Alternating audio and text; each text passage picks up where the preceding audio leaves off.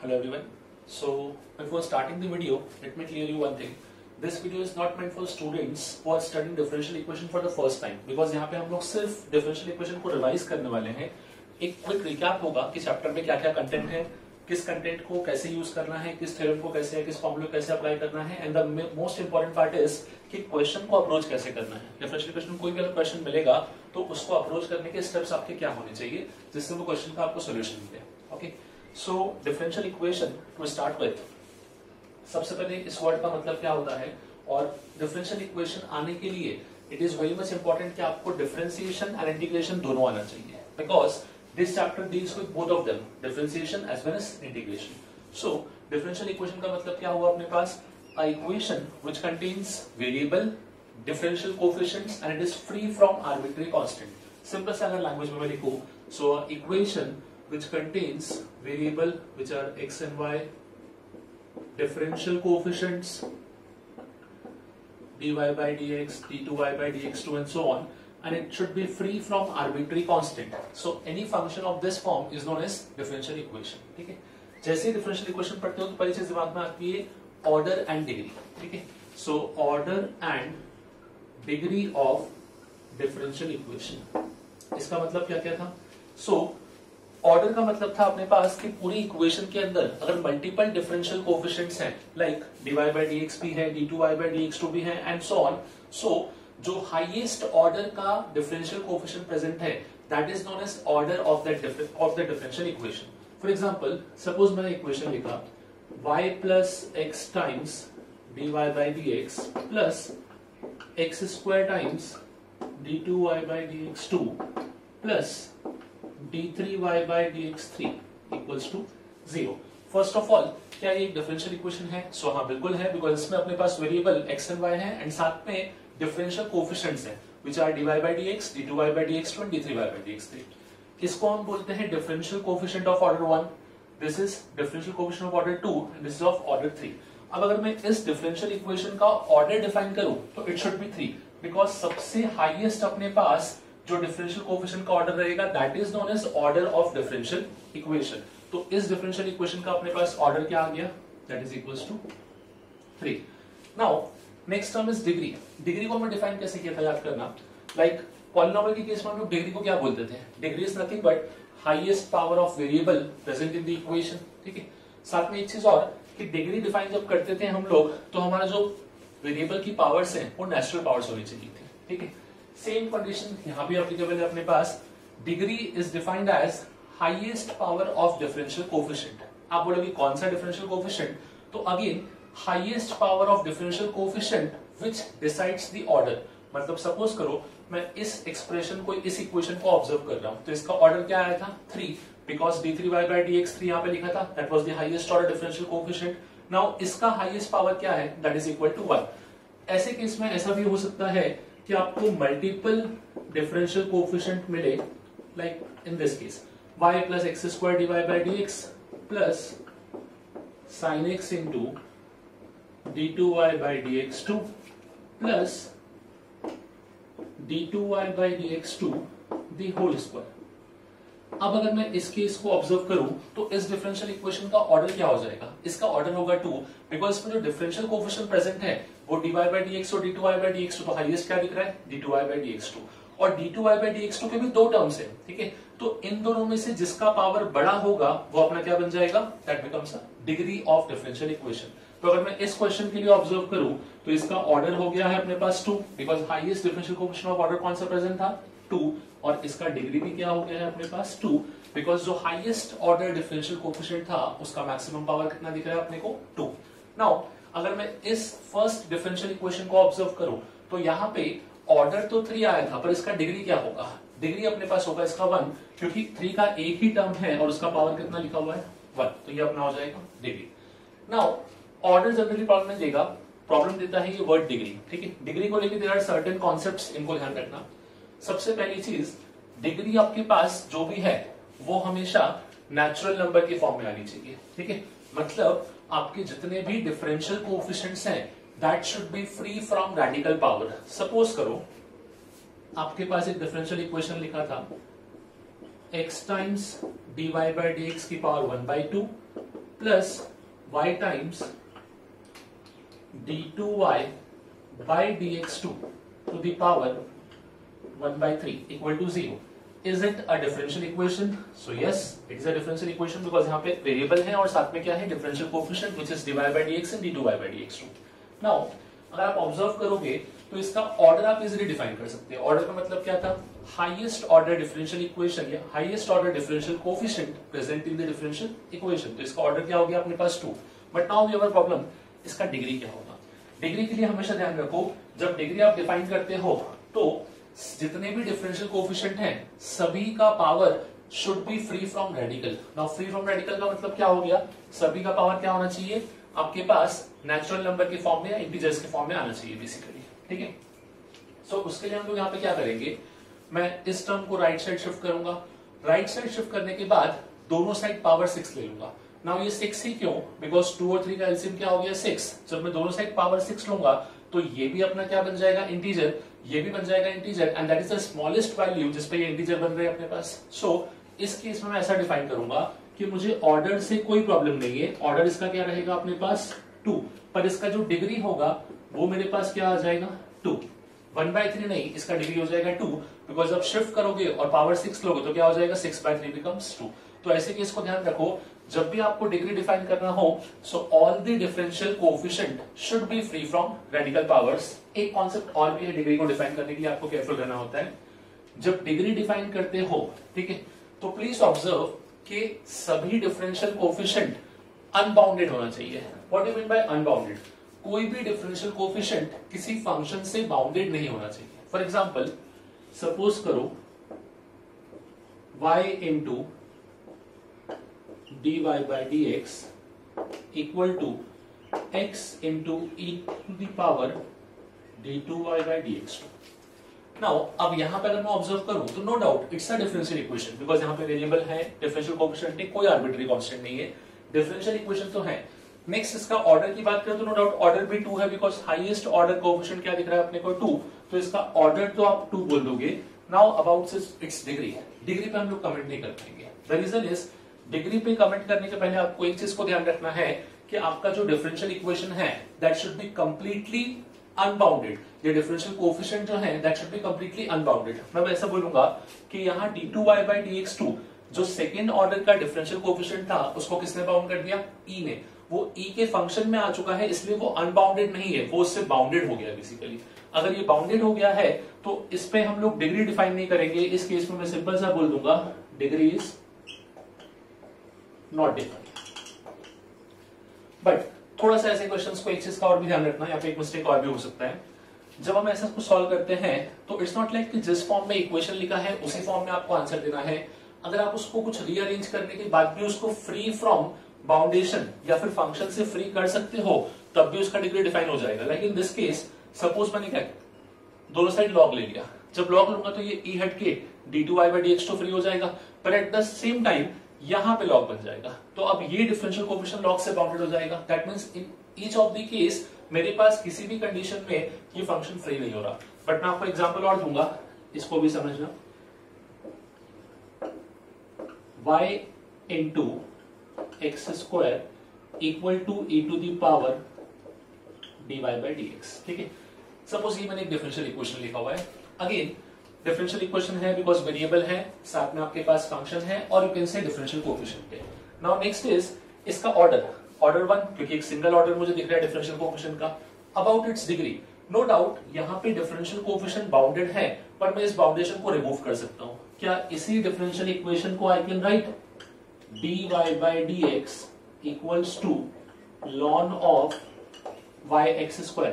मैंने क्या किया, दोनों साइड लॉग ले लिया. अब देखो जब लॉग लिया तो फंक्शन में चेंजेस क्या हुए, मेरा dy by dx जो बाउंडेड था वो तो फ्री हो गया और यहाँ पे लॉग आ गया. मुझे इससे तो कोई मतलब नहीं है, तो क्या अब मैं इसका डिग्री भी डिफाइन कर सकता हूँ? तो करेक्ट है, अब मैं इसका डिग्री डिफाइन कर पाऊंगा. तो for this question I would से इसका ऑर्डर भी 1 है और इसका डिग्री भी 1 है. बट यहाँ पे हम लोग डिग्री डिफाइन नहीं कर पाए. द रीजन वाज कि यहाँ पे हम कितना भी अरेंजमेंट कर ले, हम कैसे भी करके उसको फ्री फ्रॉम फंक्शन या फ्री फ्रॉम बाउंडेशन नहीं कर पा रहे थे basically. So be careful, order में मिस्टेक नहीं करोगे, बट डिग्री के पर्टिकुलरली इन दोनों कॉन्सेप्ट्स को ध्यान रखना कि डिग्री डिफाइन करते हुए पावर क्या होनी चाहिए, it should B free from radical. And secondly जब डिग्री डिफाइन करोगे तो आपका जो डिफरेंशियल कोएफिशिएंट है वो क्या होना चाहिए अपने पास, that should not be bounded, वो हमेशा होना चाहिए अपने पास फ्री। ओके, सो चैप्टर जो है डिफरेंशियल इक्वेशन, इसको ब्रॉडली मैं दो पार्ट में डिवाइड करता हूँ। इस चैप्टर के अंदर एक पार्ट रहेगा डिफरेंशियल इक्वेशन बनता कैसे है, which is formation of differential equation. And second होगा कि अगर डिफरेंशियल इक्वेशन दिया है तो उसका सोल्यूशन क्या होगा। कहने का मतलब ये हुआ कि पहला पार्ट अपने को बताएगा कि डिफरेंशियल इक्वेशन बनाना कैसे है यूजिंग dy by dx, मतलब यहाँ क्या अप्लाई होगा, डिफरेंशिएशन। सेकंड केस में डिफरेंशियल इक्वेशन दे रखा होगा, मतलब dy by dx के फैक्टर दिए होंगे तो हमको क्या करना पड़ेगा, integration. This is the complete example of differentiation, यहाँ पे अप्लाई होगा इंटीग्रेशन। पहले फर्स्ट पार्ट समझ लेते हैं, फॉर्मेशन ऑफ डिफरेंशियल इक्वेशन। अच्छा, फॉर्मेशन स्टार्ट करने के लिए कुछ स्टेप्स अपने फिक्स हैं, तो मैं उनको और एक बार आपको एक्सप्लेन कर देता हूँ। सबसे पहले क्या होता है, डिफरेंशियल इक्वेशन जो हम फाइंड आउट करते हैं वो क्या रिप्रेजेंट करता है। सपोज करो there is certain family of curve, like हमने सुन रखा है family of parallel lines, lines which are parallel to each other, सब आपस में पैरेलल हो गई। या फिर family of circle centred at origin, वो सारे सर्कल इनका सेंटर क्या हो गया अपने पास, ओरिजिन। तो जब किसी भी फैमिली के करस्पॉन्डिंग आप डिफरेंशियल इक्वेशन निकालोगे तो आपको एक सिंगल इक्वेशन मिलेगा। लाइक मैंने एक सर्कल दिया जिसका सेंटर ओरिजिन पे है, रेडियस 1 यूनिट है। Second circle with centre at origin, radius 2, फिर रेडियस 3, रेडियस 4, कितना भी चेंज करो इस पूरी फैमिली के करस्पॉन्डिंग डिफरेंशियल इक्वेशन आपको एक ही मिलेगा। ठीक है, तो यही इसका एप्लीकेशन है मेनली, कि जब हमको एक किसी पूरी कंप्लीट फैमिली की करस्पॉन्डिंग या उस पूरी फैमिली को एक इक्वेशन से रिप्रेजेंट करना होता है तो we use this part which is formation of differential equation. Now उसके स्टेप्स क्या है वो समझना। सबसे पहली चीज, जिस भी फैमिली का डिफरेंशियल इक्वेशन हमको निकालना है, पहले उस फैमिली का कर्व का इक्वेशन लिखो। तो that is very much important कि आपको ज्योमेट्री आना चाहिए, like straight line, circle, parabola, ellipse, hyperbola. ये 5 पार्ट अगर आपके होंगे तो यहाँ प्रॉब्लम बिल्कुल भी नहीं आना चाहिए। आई वोंट से कि इन 5 पार्ट का बहुत डिटेल नॉलेज चाहिए, बट स्टिल बेसिक नॉलेज कम से कम चाहिए कि इनकी जो ग्राफ है, इनके जो इक्वेशन है वो कैसे होते हैं। सबसे पहले क्या करोगे, जो भी फैमिली का आपसे इक्वेशन मांगेगा डिफरेंशियल इक्वेशन, उस फैमिली का जनरल इक्वेशन लिखोगे। जैसे मैंने आपसे भी एग्जांपल दिया था, differential equation of family of circle centred at origin, तो मैं सिंपल सा लिखूंगा फैमिली ऑफ सर्कल की इक्वेशन क्या होगी, x square plus Y square equal to r square. Centre at origin को लेके ऑब्वियसली, ओरिजिन हो गया 0,0। नाउ सेकंड स्टेप होगा, आइडेंटिफाई करो कि उस इक्वेशन में कितने आर्बिट्री कांस्टेंट हैं। Try to keep arbitrary constant as minimum as possible. Like मैंने क्या लिखा, x square plus Y square equal to r square, तो कितने आर्बिट्री कांस्टेंट हुए, 1। नाउ जितने आर्बिट्री कांस्टेंट हैं, you are allowed to differentiate that much time. ठीक है, मतलब आपके पास एक आर्बिट्री कांस्टेंट है तो आपको एक बार इक्वेशन को डिफरेंशिएट करना अलाउड है। Now using the actual equation and जो आपने डिफरेंशियल इक्वेशन करने के बाद सॉल्व किया है वो इक्वेशन, उसको लेके आपको क्या करना है, दोनों को इस तरीके से अरेंज करना है कि आर्बिट्री कांस्टेंट एलिमिनेट हो जाए। जैसे ही आर्बिट्री कांस्टेंट एलिमिनेट होगा, जो आपको इक्वेशन मिलेगा उस इक्वेशन में सिर्फ वेरिएबल होंगे या फिर सिर्फ डिफरेंशियल कोएफिशिएंट होंगे, तो वो इक्वेशन जो बना है उसी को हम बोलेंगे डिफरेंशियल इक्वेशन। मैं इसी एग्जांपल को एक बार सॉल्व करके दिखा रहा हूं आपको, बस खाली क्वेश्चन था differential equation of family of circle centred at origin, तो मैंने सिंपल सा ले लिया x square plus Y square equal to r square. Now मैं यहाँ पे कितने अपने पास आर्बिट्री कांस्टेंट है, तो I would say R is the only arbitrary constant.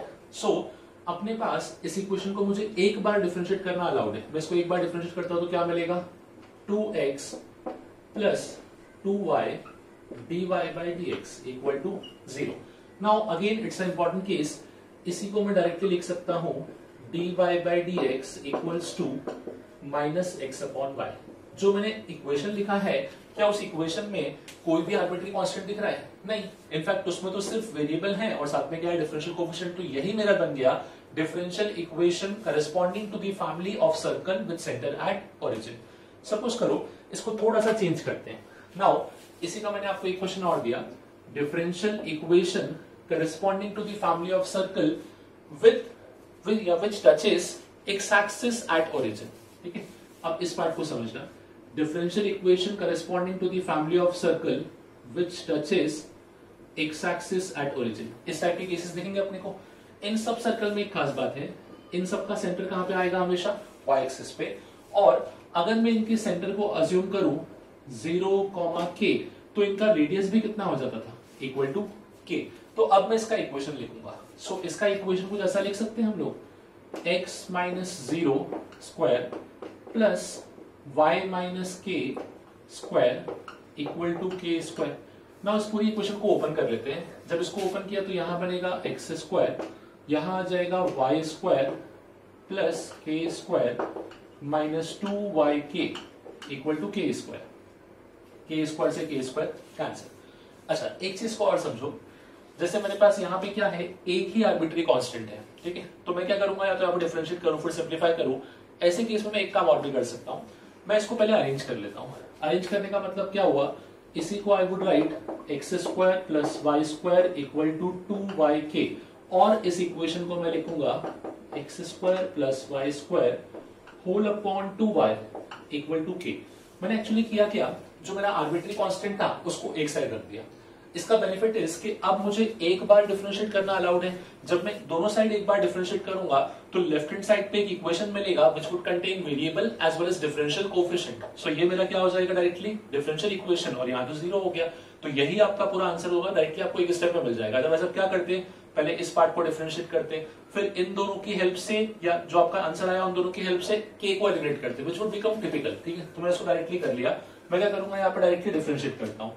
सो यहाँ अप्लाई होगा division rule, which is 2y into differentiation of x square, that is 2x plus 2y dy by dx the whole upon 4y square, but equal to में 0 आने वाला है तो ये 0 हो जाएगा फाइनली। इस 2y को भी रिमूव कर सकते हो, you'll get the answer। Sorry, यहाँ पे हमने अप्लाई किया है division rule. So 2y into differentiation of this minus x square plus y square into differentiation of 2y which becomes 2 times dy by dx equal to में आ जाएगा 0, because जो upon का term है वो 0 में जाएगा। नाउ इसी को मैं रीअरेंज कर सकता हूँ। अरेंज करने के बाद कैसा दिखेगा, सो ये दोनों 2 को रिमूव कर लो। फर्स्ट टर्म आपको दिखेगा 2xy, second term becomes 2y square dy by dx, third term becomes minus of x square dy by dx, and fourth term minus Y square d Y by D x equal to 0।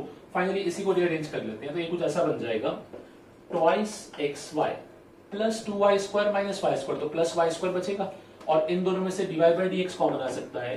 So taking D Y by D X common, यहां बचेगा अपने पास Y square minus X square equal to 0। So ये बन गया differential equation of family of circle which touches x axis at origin, ठीक है। Again मैंने स्टेप्स को कोई चेंज नहीं किया, मैंने स्टेप्स सेम रखे अपने। जस्ट बी केयरफुल, ये पार्ट होता तो बहुत इजी है, लगता भी इजी है, बट मेनली प्रॉब्लम कहां आती है, बाय एलिमिनेटिंग दी आर्बिट्री कांस्टेंट, ठीक है। तो उसके लिए जो मैंने आपको ये स्टेप दिया, इस स्टेप को ध्यान रखो। अगर सपोज करो आपके पास मल्टीपल आर्बिट्री कांस्टेंट है, लेट अस से 2 आर्बिट्री कांस्टेंट हो गए, तो इस स्टेप को अप्लाई करना व्हाइल यूजिंग पेनल्टीमेट डिफरेंशिएशन। मतलब सपोज कर लो 2 आर्बिट्री कांस्टेंट है, तो कितनी बार डिफरेंशिएट करना पड़ेगा, 2 बार। तो आई वुड से एक बार तो नॉर्मली कर दो, ठीक है, एक बार नॉर्मली कर दो डिफरेंशिएट। जब सेकेंड टाइम डिफरेंशिएट करना होगा तो उसके पहले एक काम करना, अरेंज करके कांस्टेंट को पहले अलग कर देना। कांस्टेंट इक्वल टू की एक साइड, वेरिएबल सारे एक साइड, और फिर आप डिफरेंशिएट करो, सो दैट आपके डिफरेंशिएशन के अंदर कहीं भी कांस्टेंट ना मिले जिसको आपको एलिमिनेट करने में प्रॉब्लम आएगा। बिकॉज इस पूरे पार्ट में खाली यही है कि कांस्टेंट को एलिमिनेट करना इज अ टास्क, बाकी सब कुछ बहुत इजी है, and it's simply a example of differentiation. तो इस तरीके से यहां पे अपना कौन सा पार्ट होता है, formation of differential equation. Basically इस चैप्टर में इसका कंट्रीब्यूशन बहुत छोटा सा है। मेनली जो कंट्रीब्यूशन है वो किस चीज का है, कि डिफरेंशियल इक्वेशन को सॉल्व कैसे करते हैं। सो आगे नेक्स्ट पार्ट देखते हैं, how to solve a differential equation. Okay, so differential equation को सॉल्व कैसे करना है उसको समझना। थोड़ा सा यहाँ पे ये इंपॉर्टेंट है कि आप क्वेश्चन को देखने के बाद उसको आइडेंटिफाई कैसे करते हो, या तो उसका अप्रोच कैसे बिल्ड करते हो। तो मैं आपको एक फ्लो दे रहा हूँ, बस खाली जिस फ्लो को आपको फॉलो करना है, जिसको फॉलो करते हुए डेफिनेटली किसी ना किसी पॉइंट पे आपको आंसर का आइडिया लग जाएगा कि हाँ ये क्वेश्चन इस पार्ट का है। नो डाउट, सॉल्व कुछ नहीं करना, सिर्फ क्वेश्चन को देख के हम लोग आइडेंटिफाई करते हैं क्वेश्चन पर्टिकुलरली किस टाइप का है और उसको सॉल्व कैसे करना है। सोल्यूशन के लिए मेनली देयर आर 3 पार्ट्स, ठीक है। जैसे सोल्यूशन जब हम इक्वेशन को सॉल्व करते हैं ऑब्वियसली यूजिंग इंटीग्रेशन, तो सबसे पहला पार्ट होता है अपने पास variable separation form, variable separation. Second form चलता है अपने पास homogeneous differential equation. Third form चलता है अपने पास लीनियर डिफरेंशियल इक्वेशन। अच्छा एक चीज समझना, ये मैंने बहुत ही ब्रॉडली बता दिया है कि आपके पास क्या क्या पार्ट है, बट एग्जैक्टली खाली इतने नहीं है। जब वेरिएबल सेपरेशन फॉर्म देखोगे तो इसके अंदर एक सब पार्ट और रहेगा, होमोजेनस के अंदर भी एक सब पार्ट और रहेगा, लीनियर के अंदर भी एक सब पार्ट और रहेगा, और इन सब के अलावा there is one more important part जिसको हम बोलते हैं एग्जैक्ट डिफरेंशियल इक्वेशन। कुछ नहीं है, डिफरेंट डिफरेंट टाइप के डिफरेंशियल इक्वेशन को सॉल्व करने के लिए हम लोग पहले उस इक्वेशन को आइडेंटिफाई करेंगे कि वो इक्वेशन इनमें से किस फॉर्म में प्रॉपर्ली एग्जिस्ट हो सकता है, देन फिर उसको हम लोग सॉल्व करेंगे bye using the following techniques जो हम चारों में सीखने वाले हैं बेसिकली। अच्छा, डिफरेंशियल इक्वेशन जब फॉर्म किया तो फॉर्म करते हुए हम लोगों ने कभी सोचा नहीं कि उसका ऑर्डर 1 होगा, 2 होगा, 3 होगा, 4 होगा, इट डजंट मैटर, हम लोग उसको सॉल्व कर सकते थे। But in case of solving the differential equation, जब मुझे डिफरेंशियल इक्वेशन से आंसर निकालना होगा तो we would stick to order 1 differential equation, because हम लोग खाली उतना ही पार्ट फिलहाल के लिए कि वो डिफरेंशियल इक्वेशन जिसमें सिर्फ dy by dx हो, उसके अलावा और कुछ भी नहीं। मतलब हायर ऑर्डर डिफरेंशियल कोएफिशिएंट अपनी इक्वेशन में नहीं होने चाहिए, अदरवाइज उनको हम इन टेक्निक से सॉल्व नहीं कर सकते। ठीक है, so now starting with first form, variable separation. As the name suggest, variable separation form का मतलब क्या हो गया कि ऐसे इक्वेशन जिनमें आप dy by dx को और x और y को सेपरेट कर सकते हो इक्वल्स टू के साइड, कि एक तरफ पूरा x का फंक्शन और dx दिखे, एक तरफ y का फंक्शन और dy दिखे। मैं एक सिंपल सा डिफरेंशियल इक्वेशन लिखता हूं और उससे आइडेंटिफाई करते हैं कि इस टाइप की क्वेश्चन दिखेंगे कैसे। Let the equation be xy dy by dx equal to 1 plus y plus x plus xy। इसको मुझे सॉल्व करना है। First of all, is it a differential equation? तो बिल्कुल, क्योंकि यहाँ पे xy वेरिएबल है, dy by dx differential coefficient of order 1 भी है, एंड आपके पास 1 दिख रहा है, but 1 is not arbitrary constant, 1 तो कांस्टेंट हो गया व्हिच इज फिक्स। ठीक है, नाउ अब मुझे इस डिफरेंशियल इक्वेशन का सॉल्यूशन निकालना है। सो ऐसे केस में सबसे पहला स्टेप जो हम रिकमेंड करते हैं वो ऐसा होता है कि कोई भी डिफरेंशियल इक्वेशन हो, सबसे पहले ये चेक कर लो कि क्या उसमें आप वेरिएबल्स को सेपरेट कर सकते हो, मतलब x एक तरफ y एक तरफ। तो यहाँ पे मैं ट्राई करता हूँ, यहाँ पे लिखा हुआ है x into y dy by dx। ठीक है, इस साइड पे 1 प्लस y तो एज इट इज, जो थर्ड और फोर्थ टर्म है दोनों में से x कॉमन ले लूं तो ये कुछ ऐसा बनेगा, यहाँ पे 1 लिख दिया। नाउ इसी इक्वेशन को I can write x into y dy by dx equals to 1 plus x into 1 plus y। पूरे मैथमेटिक्स में इस टर्म को ध्यान रखो, ये बहुत हेल्पफुल है। जब भी 1 plus x plus y plus x y लिखा होगा तो इसको you can write 1 plus x into 1 plus y. Particularly इस चैप्टर में तो बहुत ही इंपॉर्टेंट है। ठीक है, नाउ अब क्या हो सकता है कि अब मैं इसको अरेंज कर सकता हूँ। अरेंज कैसे करना है वो समझना। यहाँ पे हमको dy और y दिख रहा है, तो मैं y के सारे फंक्शन को लेफ्ट हैंड साइड लिखूंगा, x के सारे फंक्शन को राइट साइड लिखूंगा। सो क्या इसी क्वेश्चन को I can write y into d y whole upon 1 plus y equal to 1 plus x into d x whole upon x। So इसी को हम बोलते हैं वेरिएबल सेपरेशन फॉर्म। मैंने क्या किया, क्वेश्चन को अरेंज करके ऐसे फॉर्म में कन्वर्ट किया तो इक्वल टू की दोनों साइड पे दो डिफरेंट वेरिएबल दिखे। इस साइड प्योरली y के फॉर्म में कन्वर्ट होगा, ये साइड प्योरली x के फॉर्म में कन्वर्ट। सो अब इसको हमको इंडिकेट करना है। लेफ्ट हैंड साइड को इंडिकेट करने के लिए मुझे दिख रहा है कि ऊपर वाला भी से 1 प्लस वाई लिखा हुआ है। सो मैं क्या करूंगा, ऊपर प्लस 1 माइनस 1 करते हैं। So y plus 1 minus 1 whole upon 1 plus y dy, ये बन गया अपना left hand side equals to right side को हम डायरेक्टली सेपरेट कर सकते हैं। तो ये क्या हो जाएगा 1 upon x dx plus x dx, sorry 1 dx, x by x basically. Okay, now left hand side को अब मैं सेपरेट करता हूं तो y plus 1 upon 1 plus y that becomes only dy minus integration dy upon 1 plus y equals to integration 1 upon x dx plus integration dx। now अब सिर्फ हमको integrate करना बाकी है। so dy का इंटीग्रेशन becomes y, यहाँ पे क्या आ जाएगा ln of 1 plus y equals to ln x plus x plus again हमको पता है कि जब हम इंटीग्रेट करते हैं ऑब्वियसली इनडेफिनिट इंटीग्रेशन तो हम लोग आर्बिट्री कांस्टेंट c लिखते थे। यहाँ से भी उसका एक लॉजिक आएगा। एंड सेकेंडली थोड़ा आइडेंटिफाई करो, जब हम लोगों ने फॉर्मेशन ऑफ डिफरेंशियल इक्वेशन देखा तो मैंने क्या बोला था कि जितने आर्बिट्री कांस्टेंट हैं उतनी बार डिफरेंशिएट करोगे। क्या इसी को मैं ऐसा बोल सकता हूँ कि जितनी बार मैं डिफरेंशिएट करता हूँ वो क्या डिसाइड करता है उसका ऑर्डर क्या होगा। ऑर्डर मतलब क्या, डिफरेंशियल कोएफिशिएंट का ऑर्डर, dy by dx होगा, d2y by dx2 होगा, d3y by dx जो भी होगा अपने पास। हमने अभी बोला कि जब सोल्यूशन देखेंगे तो हमको सिर्फ कौन सा अलाउड है, ऑर्डर 1 का, ठीक है, differential equation of order 1। So obviously उसमें आर्बिट्री कांस्टेंट भी कितने होना चाहिए, 1, क्योंकि जैसे आर्बिट्री कांस्टेंट डिसाइड करता है कि कितनी बार डिफरेंशिएट करना है, मतलब उसका ऑर्डर क्या होगा डिफरेंशियल इक्वेशन का, वैसे ही इसको मैं बोल सकता हूं कि यहाँ पे ऑर्डर 1 है, दैट मींस आर्बिट्री कांस्टेंट भी क्या आएगा अपने पास, 1।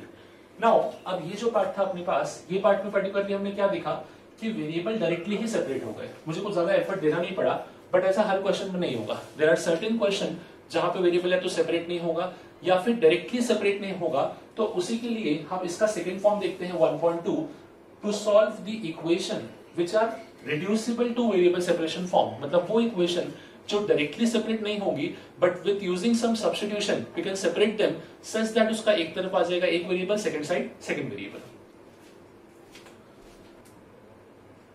ठीक है, फर्स्ट के सेकंड फॉर्म देखते हैं which is equation reducible to separation variable separation form. ना होता क्या है अभी समझना, फर्स्ट केस में क्या हुआ था ना कि डायरेक्टली हमने वेरिएबल को सेपरेट कर लिया, सेपरेट किया तो इंटीग्रेट भी इजीली हो गया, मतलब अपने को आंसर मिल गया। हर क्वेश्चन में ऐसा हो इट इज नॉट नेसेसरी, ठीक है, देयर आर सर्टेन क्वेश्चन जहां पे हम लोगों को सेपरेट करने के लिए क्वेश्चन को आइडेंटिफाई करना पड़ेगा कि किस क्वेश्चन में सेपरेट हो सकता है और किस क्वेश्चन में फॉर्म एप्लीकेबल है। तो the basic thing required to identify the question is, जो भी आपका क्वेश्चन होगा वो क्वेश्चन इस फॉर्म में होना चाहिए, dy by dx is equal to f of ax plus by plus c। कहने का मतलब क्या हुआ समझना, उस इक्वेशन के एक तरफ डिफरेंशियल कोएफिशिएंट होगा which is dy by dx और उसी इक्वेशन के सेकंड साइड एक लीनियर फंक्शन होगा, linear function involving two variable ax plus by plus c। बाहर का जो फंक्शन है वो कोई भी फंक्शन हो सकता है, it could be exponential, trigonometry, कुछ भी चलेगा, बट ये कंडीशन होनी चाहिए, ठीक है। जब ऐसा क्वेश्चन अपने को दिखेगा तो आप कितना भी कोशिश कर लो इसमें वेरिएबल सेपरेट नहीं हो सकता, x एक तरफ y एक तरफ, आप कुछ भी ट्राई कर लो कर नहीं पाओगे।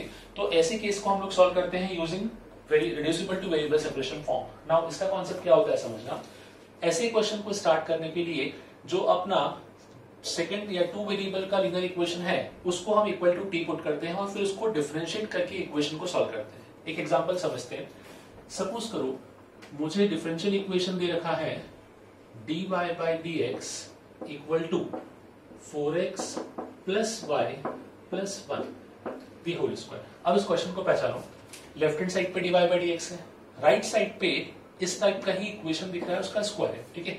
ध्यान रखना है मुझे स्क्वायर का कोई काम नहीं है, मुझे सिर्फ लीनियर एक्सप्रेशन जो है उसको टी सब्स्टिट्यूट करना है। तो यहां मैं वही चीज करूंगा, I put 4x plus y plus 1 equal to t. जैसे ही आपने एक्सप्रेशन को टी पुट किया, next step should be differentiating both the sides with respect to x। तो क्या आ जाएगा 4 plus dy by dx equals to 1 का तो 0 हो गया, that is dt by dx। Now dy by dx तो अपने क्वेश्चन में दे रखा था which is 4x plus y plus 1 the whole square, और 4x plus y plus 1 को हमने क्या अज्यूम किया है t।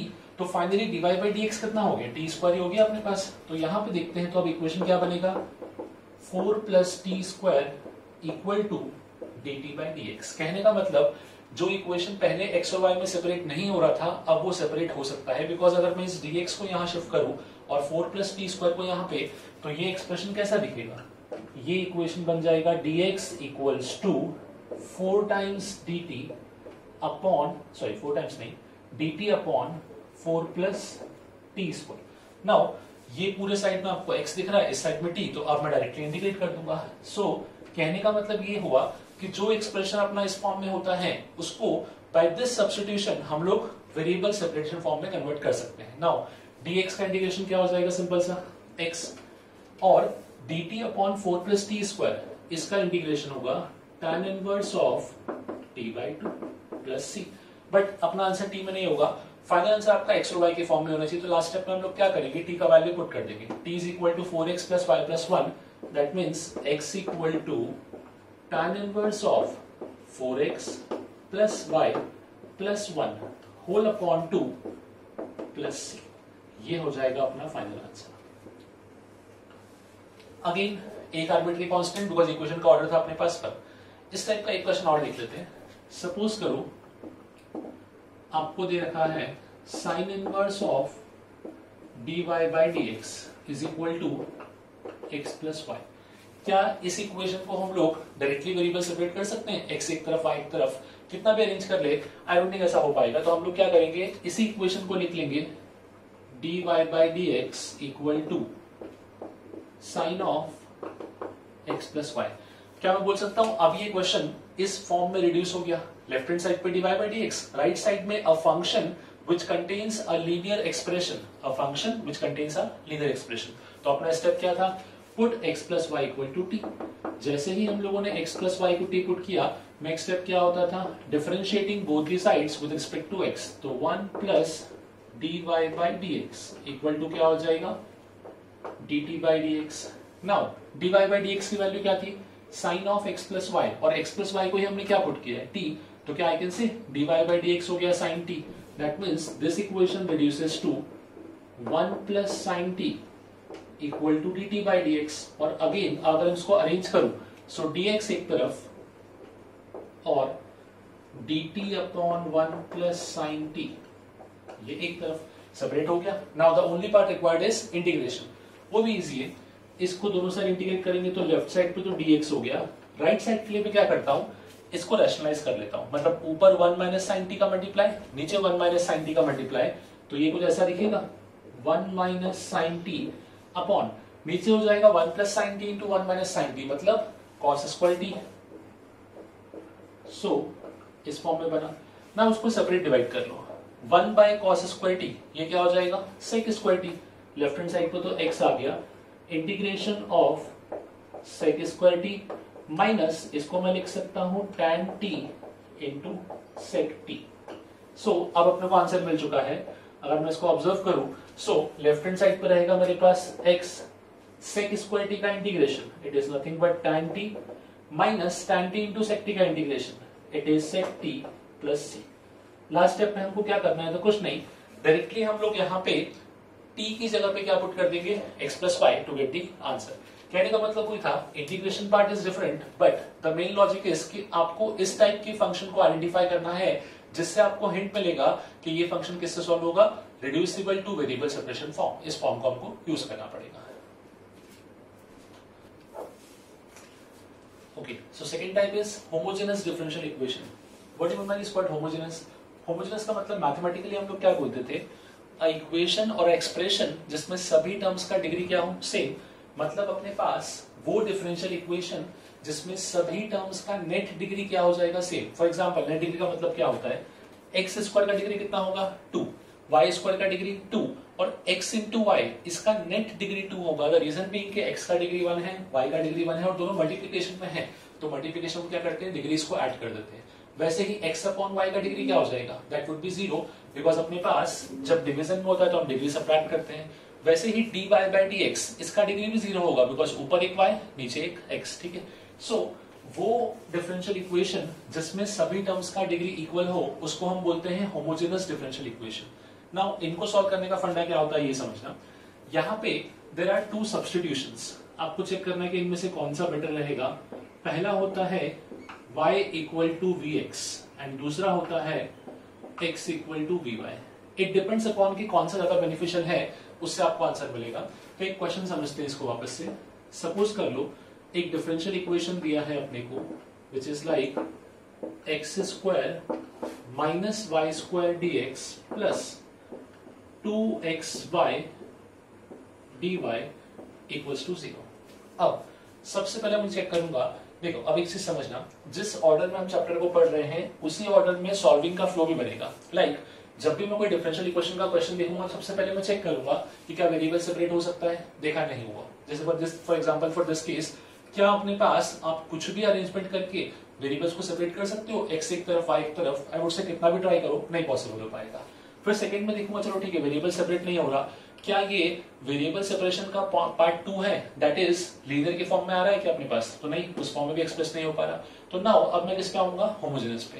नाउ अब मैं देखता हूँ कि क्या ये इक्वेशन होमोजेनस है, तो यहाँ पे हर एक टर्म को आइडेंटिफाई करना। फर्स्ट टर्म दिखेगा x square into d x, x square का डिग्री कितना हो गया 2, dx का डिग्री 1, मतलब फर्स्ट टर्म का डिग्री कितना हुआ 3। Second term y square into d x, इसका भी नेट डिग्री कितना हो गया 3, 2xy dy, इसका भी डिग्री कितना हो गया 3 बिकॉज 2 तो कांस्टेंट है, तो सभी टर्म्स का डिग्री सेम हो गया, मतलब ये इक्वेशन अपना कौन सा है, होमोजेनस। अब इसको सॉल्व करने के लिए मुझे इन दोनों में से कोई सब्स्टिट्यूशन यूज करना पड़ेगा। उसका टेक्निक क्या होता है वो समझ लो। सबसे पहले आप एक काम करो, इस इक्वेशन को dy by dx के फॉर्म में अरेंज करो। तो क्या इसी को dy by dx के फॉर्म में जब मैं अरेंज करूंगा तो ये कुछ ऐसा दिखेगा, इसको शिफ्ट किया इस side, so this becomes y square minus X square upon 2xy।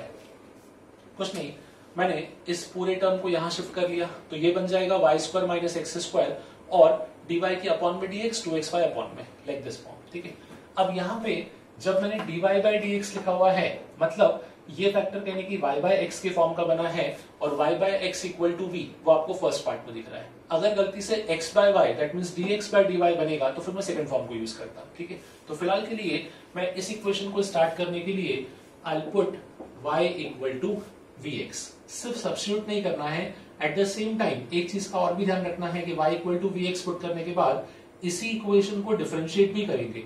तो लेफ्ट हैंड साइड पे क्या आ जाएगा, dy by dx equal to v plus x times dv by dx। Apply हुआ प्रोडक्ट रूल। ठीक है, नाउ जब मैंने y इक्वल टू vx यहां पुट किया तो ये इक्वेशन किस में कन्वर्ट हो गया, क्या मैं लिखूं dy by dx is equal to y square की जगह आ जाएगा v square x square minus, अब ये हो गया x square whole upon 2xy, तो 2x स्क्वायर टाइम्स v।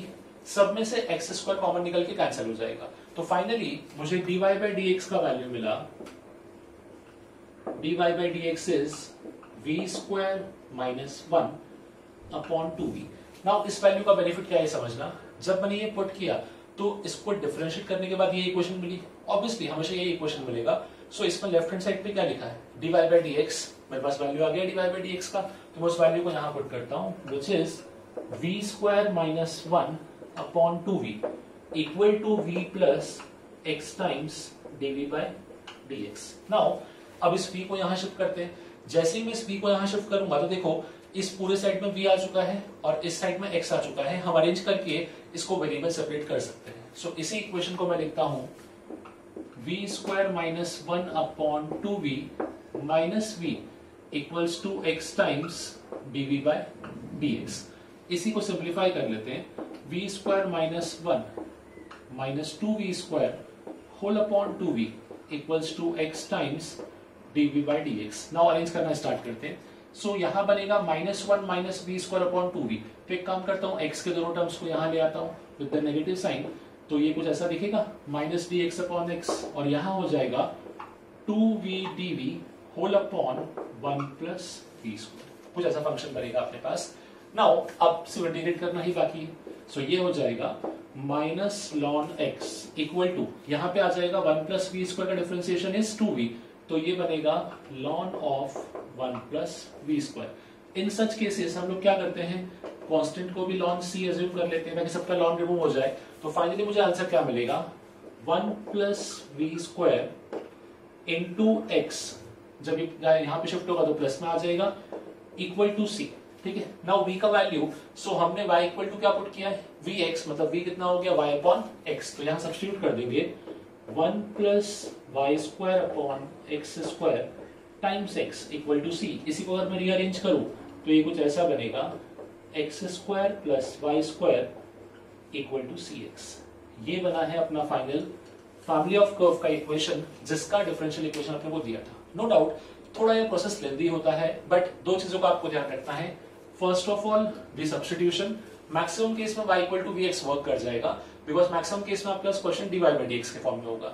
जब आपने y equal to vx put किया है तो you have to be careful, हमको इस एक्सप्रेशन को यूज करना पड़ेगा, which is dy by dx equal to v plus x times dv by dx। और dy by dx की वैल्यू कहां से आएगी, थ्रू दी क्वेश्चन, जिसको आपने रीअरेंज किया और पुट किया है, तो ये हमेशा v के फॉर्म में आता है अपने पास। पूरा सिंप्लीफाई किया टू गेट दी आंसर। ठीक है, so this was homogeneous differential equation. Okay, so next step समझते हैं, equations which are reducible to homogeneous differential equation। Now again, इसको आइडेंटिफाई कैसे करना है, इसके लिए भी ट्रिक है अपने पास, जैसे 1.2 के लिए देखा था वैसे यहाँ पे एक ट्रिक देखना पड़ेगा आपको। सो जो इक्वेशन इस फॉर्म में है, that is dy by dx equals to a1x plus b1y plus c1 whole upon a2x plus b2y plus c। कहने का मतलब ये हुआ कि जब दो linear equation in two variable का रेशियो आ जाएगा equal to dy by dx, तो अब हम लोग इस इक्वेशन को इससे सॉल्व कर सकते हैं। बोलता हूं उसका रीजन क्या है, आप खुद ऑब्जर्व करो। अगर सिर्फ ये कांस्टेंट टर्म नहीं होता तो हर एक टर्म का डिग्री सेम हो जाता, इसका भी डिग्री 0, इनका भी degree 0, but because of this constant term यहाँ थोड़ी सी प्रॉब्लम हो गई बेसिकली। तो वही किया होगा कुछ ना कुछ कि इस कांस्टेंट टर्म को एलिमिनेट किया होगा, बट ऐसा यहाँ पे टोटल 3 केसेस हमको देखना है कि इस टाइप के क्वेश्चन को सॉल्व कैसे करते हैं। लाइक सबसे पहले case 1, if a1 upon a2 is equal to b1 upon b2 है, ठीक है। अगर ऐसा कंडीशन ट्रू आ गया, मतलब दोनों इक्वेशन तकरीबन सेम है, सिर्फ कांस्टेंट का डिफरेंस है, तो हम लोग क्या करेंगे, इनमें से किसी भी एक टर्म, जनरली वी प्रेफर वो टर्म जिसका कोफिशिएंट छोटा है। लाइक अगर suppose a1 is lesser than a2 and ये रिलेशन ट्रू आ रहा है, तो हम लोग a1x प्लस b1y इसको पुट कर देते हैं a1x plus b1y plus c। इस पूरे टर्म को सब्स्टिट्यूट कर देते हैं हम t, एंड देन अगेन वही सेम प्रोसेस, डिफरेंशिएट करेंगे, dy बाई dx का वैल्यू इसके प्लेस पर पुट करेंगे और सिंप्लीफाई कर देंगे, तो यहां से अपने को आंसर मिल जाएगा। But this techniques only hold true when a1 upon a2 is equal to b1 upon b2। इसी का case number 2, case number 2 is suppose ये ट्रू नहीं हुआ, but b1 plus a2, b1 plus a2 equal to 0 हो गया, मतलब this term या this coefficient plus this coefficient का सम अगर 0 हो गया, तो अब इसको हम सिंपल सा क्रॉस मल्टीप्लाई कर लेंगे, cross multiply and solve the equation through exact differential equation. Now इसका रीजन क्या है ये समझना। अभी जब इसका b1 plus a2 equal to 0 हो जाता है, तो इसको हम डायरेक्टली इस पूरे दो टर्म को क्रॉस मल्टीप्लाई करते हैं, इस इक्वेशन को सॉल्व करते हैं through exact differential equation. Be patient, exact का जो पार्ट है वो हम लोग इसी वीडियो के एंड में देखने वाले हैं। एंड का 25% part is this much only. जो मैक्सिमम स्टूडेंट को प्रॉब्लम आता है तो ये पार्ट वहां पे मैं आपको एक्सप्लेन करूंगा। तो जब ऐसा केस बनेगा case 2, that is b1 plus a2 अगर 0 हो गया, तो इन क्वेश्चन को हम लोग एग्जैक्ट के फॉर्म से सॉल्व करते हैं। नाउ केस 3, इसी का एक केस और है अपने पास, विच इज जब यहाँ पे अपने में से ये दोनों में से कोई भी कंडीशन ट्रू नहीं हुई है, तो अब हम लोग क्या करेंगे, अब मुझे इसको वेरिएबल या रिड्यूस करना है होमोजेनियस डिफरेंशियल इक्वेशन में। तो सबसे पहले मैं अप्लाई करूंगा यहाँ पे शिफ्टिंग। शिफ्टिंग कैसे अप्लाई होती है समझना। आप x की प्लेस पे लिखोगे capital X plus H, and y की प्लेस पे लिखोगे कैपिटल Y प्लस के। रिकॉल करोगे तो याद आना चाहिए कि ये चीज शिफ्टिंग ऑफ ओरिजिन था। मतलब मैंने क्या किया, जो कर्व पहले कहीं और मिल रहे थे, नो डाउट ये दो लाइन से अपने पास इंटरसेक्टिंग लाइन से, बिकॉज अगर पैरेलल होती तो ये कैसा जाता अपने पास, तो इंटरसेक्टिंग लाइंस पहले कहीं और मिल रही थी, अब वही इंटरसेक्टिंग लाइन को मैं क्या करूंगा, ओरिजिन पे मिला दूंगा। अगर मैं ओरिजिन पे मिला पाया तो ये दोनों कांस्टेंट हट जाएंगे और इक्वेशन क्या बन जाएगा, होमोजेनियस डिफरेंशियल इक्वेशन, जो हमको सॉल्व करना आता है। तो इस सब्स्टिट्यूशन से क्या हेल्प होगा ये समझना।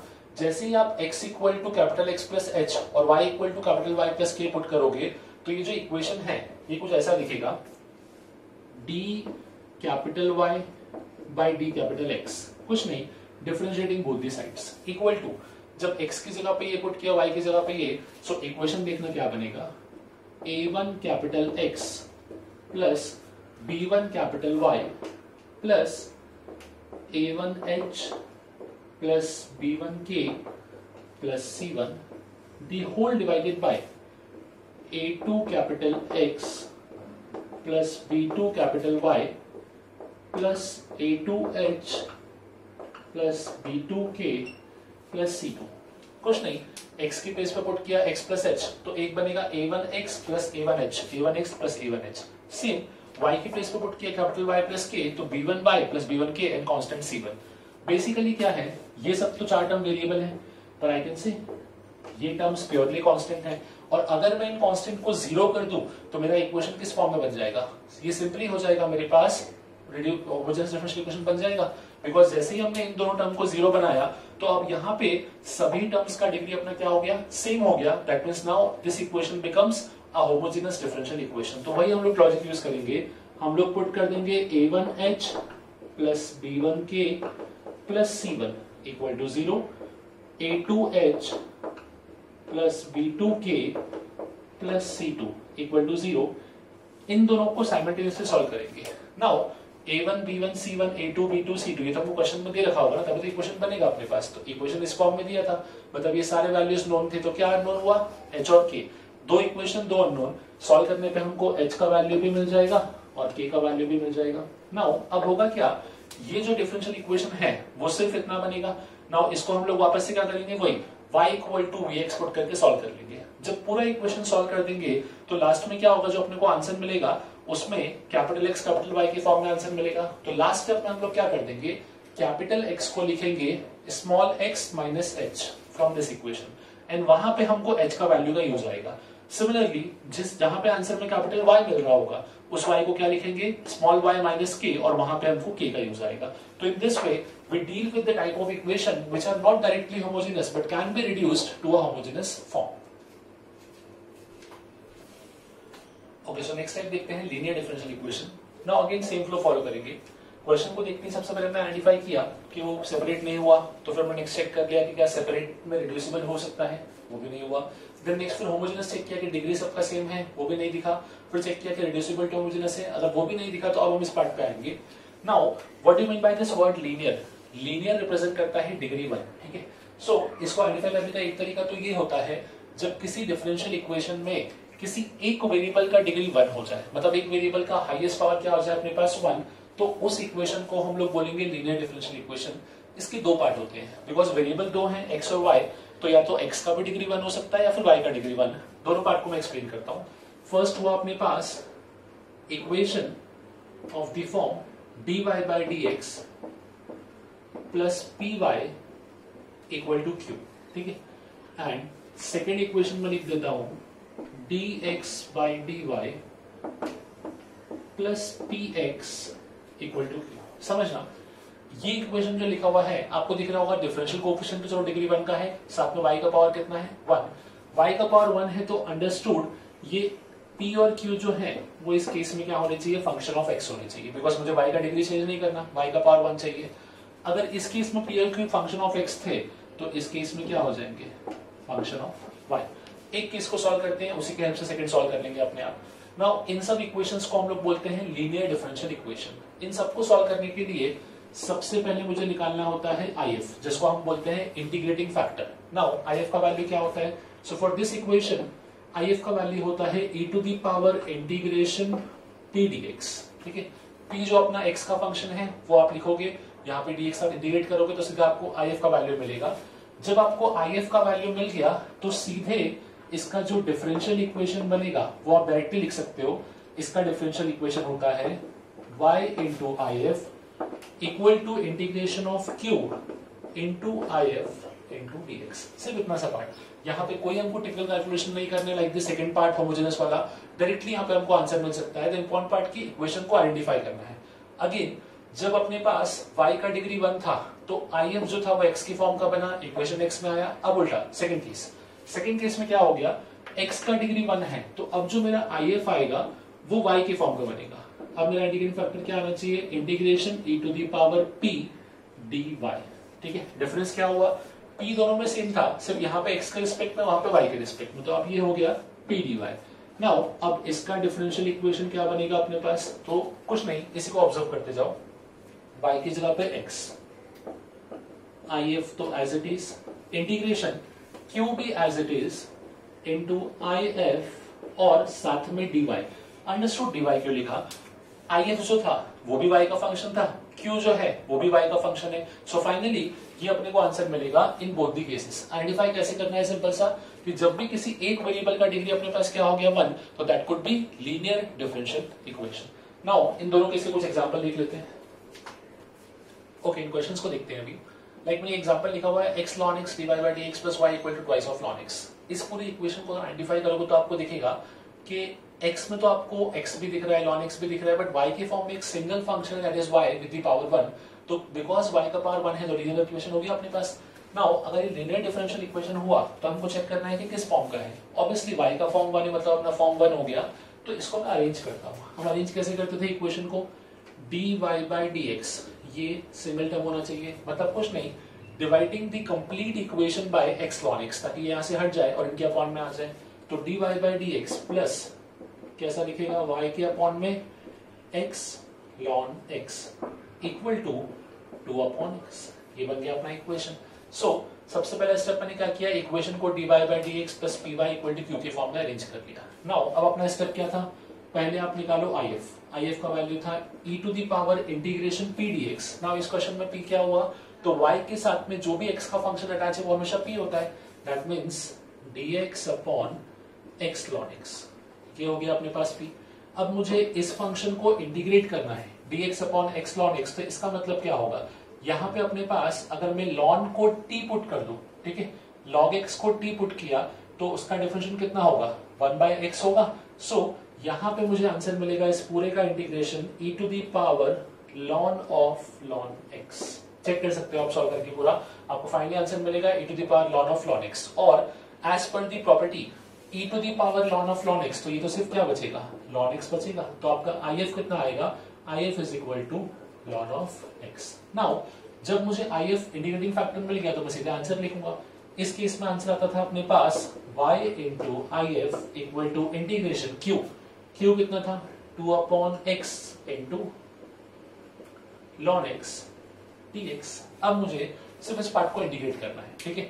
इसको भी इंटीग्रेट कैसे करेंगे, सिंपल सा रीजन, अगर मैं ln x को t पुट करूं तो ln का डिफरेंशियल कितना होता है, 1/x, तो ये 1/x हट जाएगा, यहाँ पे t बचेगा, मतलब फाइनली क्या आ जाएगा, 2 टाइम्स t dt, और t का इंटीग्रेशन कितना हो जाएगा, t²/2।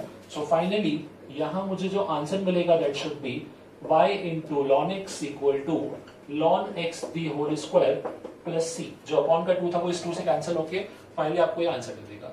So this represent the family of curve जिसका डिफरेंशियल इक्वेशन हमको दिया था। नाउ इसी का एग्जांपल और देख लेते हैं।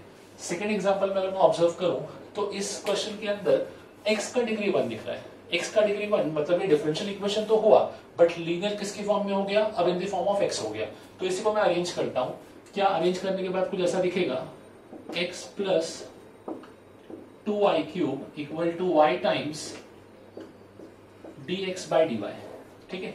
जैसे यहाँ पे हम लोगों ने किया कि dy बाई dx को सेपरेट किया, मतलब वो एक सिंगल टर्म में कन्वर्ट किया, बाकी सबको अलग किया, वैसे ही सेम चीज यहाँ भी करेंगे। सो मैं इसको रीअरेंज करता हूँ वापस से, क्या इसी इक्वेशन को मैं ऐसा लिख सकता हूँ dx अपॉन dy, ये टर्म अलग, y को अपॉन में लाए, so minus of x upon y equal to 2y square. कुछ नहीं किया, सबसे पहले y को हटाया बिकॉज dx बाई dy अकेला चाहिए था अपने को। Next is x upon y का जो टर्म था उसको नेगेटिव में शिफ्ट किया बिकॉज मुझे dx by dy plus px equal to q के फॉर्म का इक्वेशन चाहिए था। नाउ अब हम लोग if सॉल्व करेंगे, इंटीग्रेटिंग फैक्टर। तो इंटीग्रेटिंग फैक्टर इस केस में क्या हो जाता है, e to the power p dy, और p कितना है, p है minus 1/y into dy।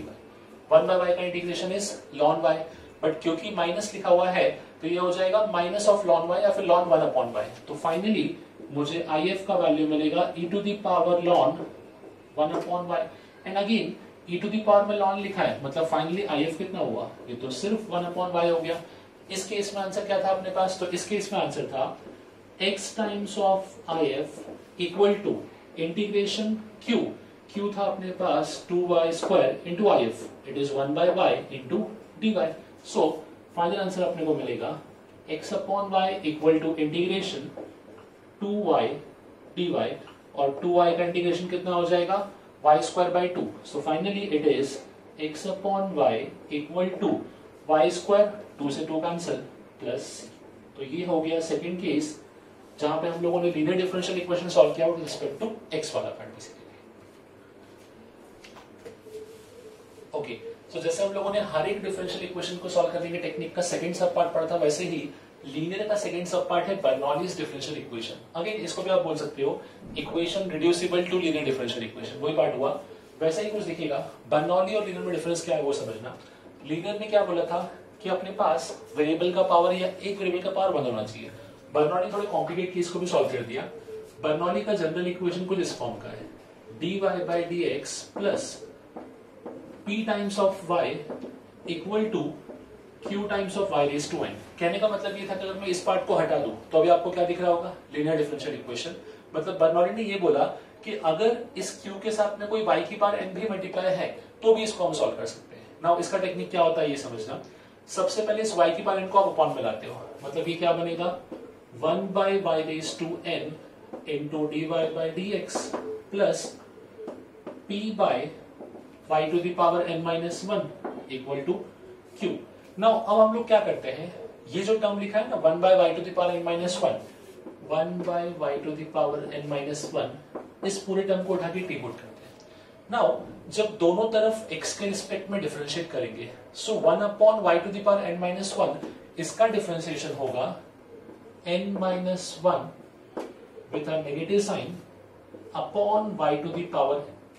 Basically जब ये ऊपर जाएगा तो y की पावर 1 माइनस n बनेगा, 1 माइनस n बनेगा तो 1 माइनस n आगे आएगा और 1 माइनस n माइनस 1 तो 1 से 1 कैंसिल, तो y की पावर n बनेगा into dy by dx as per the chain rule should be equal to dt by dx। Benefit क्या हुआ ये समझना, dy by dx into 1 by y raised to n, ये तो पूरा टर्म बन गया एज इट इज और ये तो कांस्टेंट है माइनस n माइनस 1, तो क्या इसी को मैं लिख सकता हूं 1 upon 1 minus n times dt by dx।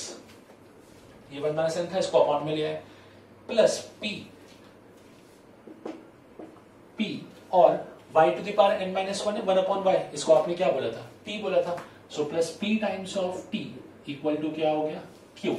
इसी को अरेंज करके मैं लिख सकता हूं dt by dx plus 1 minus n times p into t equal to q times of 1 minus n। ये जो इक्वेशन बना है इसको ऑब्जर्व करो, अब तो ये लीनियरी बन गया अपने पास, क्योंकि dt बाई dx t के रिस्पेक्ट में है और t का डिग्री कितना दिख रहा है 1 माइनस n से कंफ्यूज नहीं होना, n तो कांस्टेंट नंबर होगा ना, तो 1 माइनस n भी एक वैल्यू हुआ अपने पास। तो बेसिकली इसी को हम बोल सकते हैं equation reducible to linear differential equation. Bernoulli ने अपने को तरीका बता दिया कि कौन से इक्वेशन रिड्यूस होंगे और कैसे होंगे बेसिकली। इसी का अगर मैं एग्जांपल देखूं, सपोज करो एक डिफरेंशियल इक्वेशन दिया अपने को dy by dx minus y upon x equal to Y square upon x square. क्या बोलूं, ये कहीं ना कहीं बर्नौलीज डिफरेंशियल इक्वेशन में रिड्यूस हो गया। क्यों, dy by dx plus py, p is 1 by x y दिख रहा है और साथ में q है पर y स्क्वायर का मल्टीप्लिकेशन भी, तो क्या करेंगे इस y स्क्वायर को अपॉन में लाएंगे, तो ये इक्वेशन कैसा बनेगा 1 by y square dy by dx minus 1 by xy is equal to 1 by x square. Next हम लोग क्या करते थे, जो यहाँ पे y का टर्म है उसको उठा के t रखते थे, तो मैं एक काम करता हूँ सीधा माइनस 1 बाई वाई को ही t ले लेता हूँ। जब मैंने माइनस 1 बाई वाई को t लिया और दोनों साइड डिफरेंशिएट किया तो अब क्या बनेगा, सो माइनस 1 बाई वाई का डिफरेंशिएशन ये हो जाएगा अपने पास 1 upon y square, 1 upon y square into d Y by D x equals to क्या आ जाएगा dt by D x. Now अब क्वेश्चन को ऑब्जर्व करते हैं, ये पूरा टर्म ये तो हो गया अपने पास dt by D x equal to minus 1 upon y को अपन ने t बोला था, सो सॉरी इक्वल टू नहीं, माइनस की जगह पे क्या आ जाएगा plus t by x equal to 1 by x square. अब इसको इजीली सॉल्व कर सकते हैं बिकॉज अभी रिड्यूस हो चुका है डायरेक्टली लीनियर डिफरेंशियल इक्वेशन में। सो पहले हम क्या निकालेंगे if का value is e to the power integration p dx मतलब 1 बाई एक्स dx, तो कितना आ गया e to the power ln x, मतलब फाइनली आंसर क्या हो गया अपने पास x ओनली।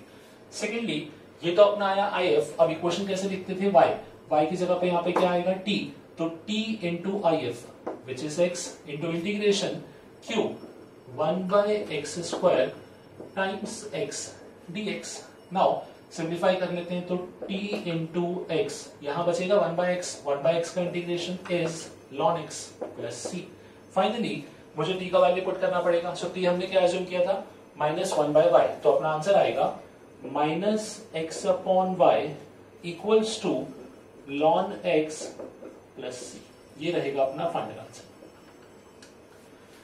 सो बेसिकली जो इक्वेशन बर्नौलीज से या बर्नौली ने क्या किया, इक्वेशन को लीनियर में रिड्यूस किया बाय द प्रॉपर सब्स्टिट्यूशन। तो ध्यान रखो, जब भी इक्वेशन में आपको dy by dx plus py equal to q into y raised to n का फॉर्म मिलेगा तो इसको हम सॉल्व कर सकते हैं। अच्छा, particularly for this example it is not necessary कि इसको हम बर्नौली से सॉल्व करें, बिकॉज ये होमोजेनियस भी है। आप चेक कर सकते हो, इस पूरे टर्म का डिग्री क्या हो गया, 0, इसका भी नेट डिग्री 0, इसका भी नेट डिग्री 0। तो चाहो तो इसको होमोजेनियस से सॉल्व कर लो, और आप आइडेंटिफाई भी कर सकते हो, बिकॉज y by x लिखा है तो आप पुट करोगे y equal to vx, उससे भी सेम आंसर मिलेगा। तो that can be a technique to cross check the question basically. Okay, so next form देखते हैं, which is exact differential equation. थोड़ा सा केयरफुल रहना, बिकॉज ये प्रॉब्लम मैक्सिमम लोगों को थोड़ा सा इतना कंफर्टेबल नहीं होते इस पार्ट में। सो ऐसे पार्ट को आइडेंटिफाई कैसे करना है, इसको यूज कैसे करना है, उसके लिए केयरफुल रहो। एग्जैक्ट का मेन यूज इज कि मल्टीपल टर्म्स को आप सिंगल टर्म में कन्वर्ट कर सकते हो। जैसे हमने अब तक जितने डिफरेंशियल इक्वेशन सॉल्व किए या हम जितने भी डिफरेंशियल इक्वेशन में इंटीग्रेशन किया वो सिंगल रिस्पेक्ट टू वेरिएबल किया, मतलब या तो x के रिस्पेक्ट में y के रिस्पेक्ट में। बट ये क्या करता है, एग्जैक्ट अपने क्वेश्चन को किसी एक्स वाई के मल्टीप्लिकेशन के वेरिएबल में या y बाय x के फॉर्म में कन्वर्ट करता है। एक दो पार्ट को आपको एक्सप्लेन करता हूँ ये आया कहां से, और बाकी फिर आपको आंसर अपने आप समझ जाएंगे। कुछ नहीं है, डिफरेंशिएशन का ही एप्लीकेशन है। लाइक सिंपल सा, हमने डिफरेंशिएशन में पढ़ रखा है प्रोडक्ट रूल, तो हम लोग क्या लिखते थे, d of x into y by D x. X के रिस्पेक्ट में अगर मैं इसको डिफरेंशिएट करूं तो क्या बनेगा, x into d Y by D x plus y, यही लिखते थे। Now multiply throughout by dx। जब दोनों साइड dx से मल्टीप्लाई किया तो लेफ्ट हैंड साइड में क्या बनेगा, d of x y, right side में x dy plus y dx। देखो मैंने वही आंसर लिखा हुआ है। सो आपको क्वेश्चन को देख के आइडेंटिफाई करना है कि ये क्वेश्चन किस किस फॉर्म में कन्वर्ट होगा। मैंने कुछ स्टैंडर्ड फॉर्मुलेस लिख रखे हैं जिनको याद करते हो तो थोड़ा बेनिफिट होगा आपको। Like the first form is x dy plus y dx। हमको पता है कि मल्टीप्लिकेशन रूल में प्लस आता था, तो जब x का मल्टीप्लाई dy के साथ होगा, y का मल्टीप्लाई dx के साथ, और बीच में प्लस आ गया तो ये क्या बनेगा, d of x y. Similarly जैसे प्रोडक्ट रूल में ऊपर प्लस आता था, वैसे ही डिवीजन रूल में ऊपर माइनस और नीचे स्क्वायर आता था। वही मैंने सेकंड फॉर्म लिख रखा है, ऑब्जर्व करना, x dy minus y dx। तो एक तो नेगेटिव आया, और अपॉन में क्या है, x स्क्वायर, तो ये किस में रिड्यूस होगा, d of y by x। By using this same technique इसको भी आप प्रूव कर सकते हो। नो डाउट हमको प्रूफ नहीं करना, हमको आंसर्स को याद रखना है और चेक करना है कि इनको कहां कहां कैसे यूज कर सकते हैं। Third form x dx plus y dy। सो कुछ नहीं, इसको चेक करने के लिए काम करते हैं, इसको चेक कर लेते हैं। x स्क्वायर का डिफरेंशिएशन क्या होगा, 2x, ये वही लिखा हुआ है 2x dx, y स्क्वायर का 2y dy। सो बेसिकली क्या हुआ, जैसे हम लोग अगर x के रिस्पेक्ट में डिफरेंशिएट कर रहे हैं तो हम लोग x का डिफरेंशिएशन 1 लिखते थे। यहाँ पे ये होता है कि x के रिस्पेक्ट में करोगे डिफरेंशिएट तो dx हो जाएगा, y के रिस्पेक्ट में dy आएगा हमेशा सेम। अब यहाँ आइडेंटिफाई करो, यहाँ पे ऊपर नेगेटिव आ चुका है x dy minus y dx, मतलब कहीं ना कहीं ये y बाय x का फॉर्म तो है, पर अपॉन में स्क्वायर नहीं दिख रहा है। अब अपॉन में स्क्वायर नहीं तो ऐसा कैसे हुआ, तो ये होगा जब ln of y by x आएगा। क्रॉस चेक कर सकते हो, जब ln y बाय x को करोगे डिफरेंशिएट तो दो पार्ट चलेंगे, पहले ln का आ जाएगा 1 अपॉन में yx, और फिर y अपॉन x का आएगा थ्रू डिवीजन रूल, तो वहां से आपको इस पार्ट का आंसर मिलेगा। Similarly tan inverse x upon y या फिर ln ऑफ x y, इसको आप डायरेक्टली भी ऑब्जर्व कर सकते हो।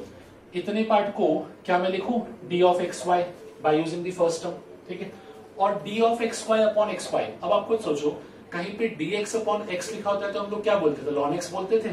तो अगर d of x y upon x y लिखा है तो हम लोग क्या बोलेंगे, d of ln x y। Similarly यहाँ भी same, d of x y upon x square y square, तो ये क्या हो गया, dx अपॉन एक्स स्क्वायर, मतलब कितना, -1 अपॉन x, तो -1 अपॉन एक्स वाई। तो इन सबको यूज करना है कुछ क्वेश्चंस को सिंप्लीफाई करने के लिए, ठीक है।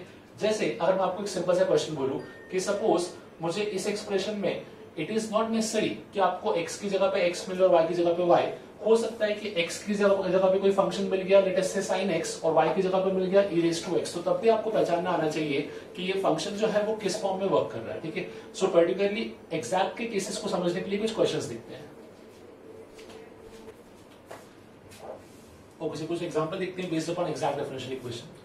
लाइक इवन दैट क्वेश्चन लिखा हुआ है y dx plus x dy। अच्छा, आप खुद सोचो, अगर इस डिफरेंशियल इक्वेशन को अपने को सॉल्व करना होता और एग्जैक्ट अपने को नहीं पता होता तो हमने जितने फॉर्म पढ़े हैं वो सब इसमें बहुत टिपिकल बन जाते हैं, बिकॉज ना तो यहाँ पे वेरिएबल सेपरेट हो रहा है, neither it is homogeneous nor it is of the form linear differential equation.